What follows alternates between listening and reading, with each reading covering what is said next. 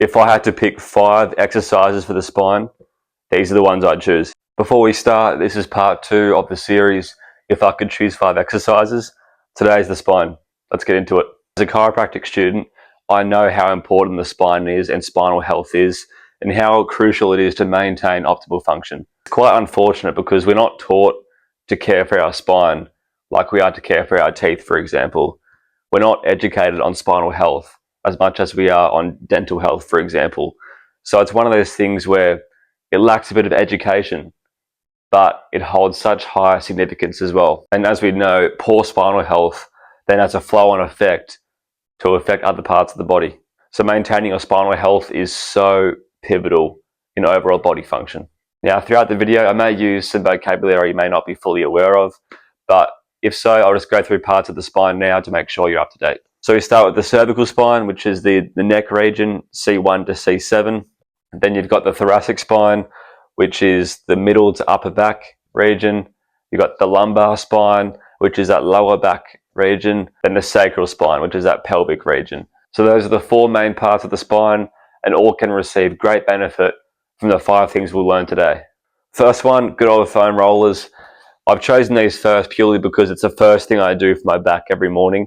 I think starting off light and getting that small amount of movement each morning is perfect for these, and it's great for the spine. So that's why I've chosen it first. Obviously, we've got the 2 different surfaces. We've got a very smooth one, we've got a bit of a jagged one. Both have the same effect, really. It's more preference, I guess, but I prefer this one. It gets a little deeper into the spine. Obviously, keep it simple. Just place it under your back. That's all completely normal and also highly beneficial. There are people that do it up against a wall. Me personally, I don't see it as highly effective. You want to use gravity to your advantage, right? And that's how you do it. Next one, I use these every day as well, and it's terrific for the thoracic spine. So the middle and upper back area.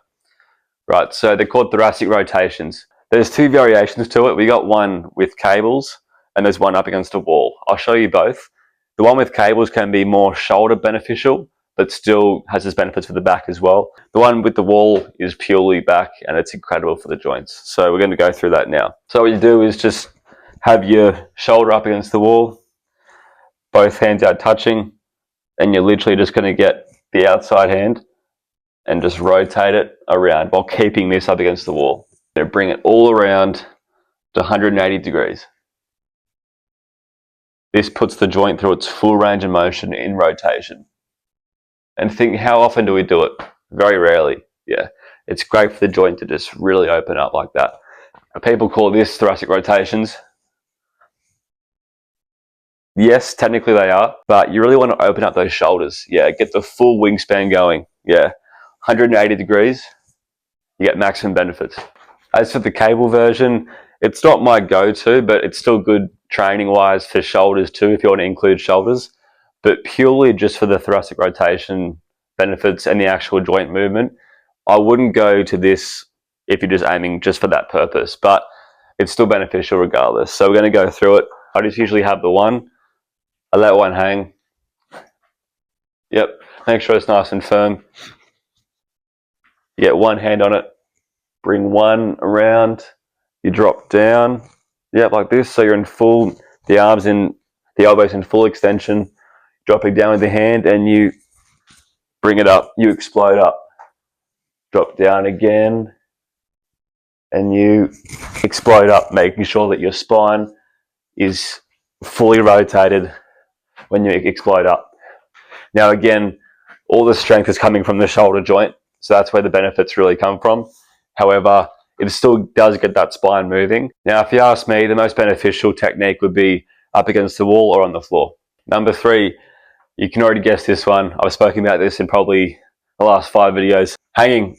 I've spoken about this for the benefits of the shoulder a lot, but for the spine, I haven't really touched on it too much. So we need to really appreciate how much it actually does for the spine.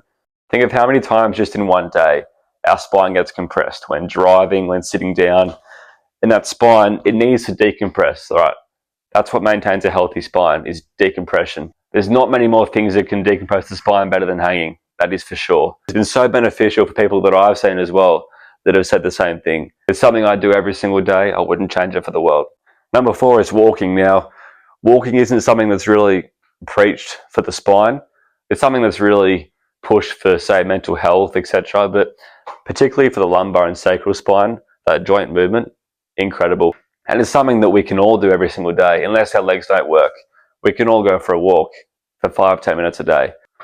And walking is one of those things that I thoroughly believe can make a massive difference to the spinal health on a global scale.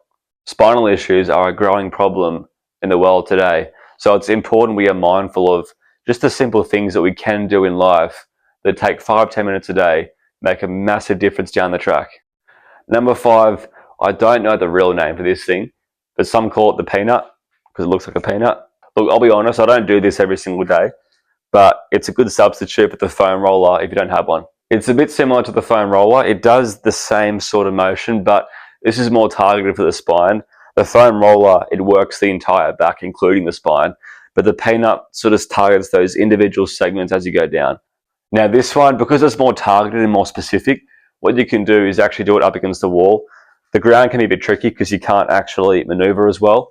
Gravity won't matter too much because it's not a very bulky object. But with this peanut here, you can feel for the spine, place it where you want, and target it over a certain area. That's what differentiates this thing from the foam roller, is that the foam roller is incredible.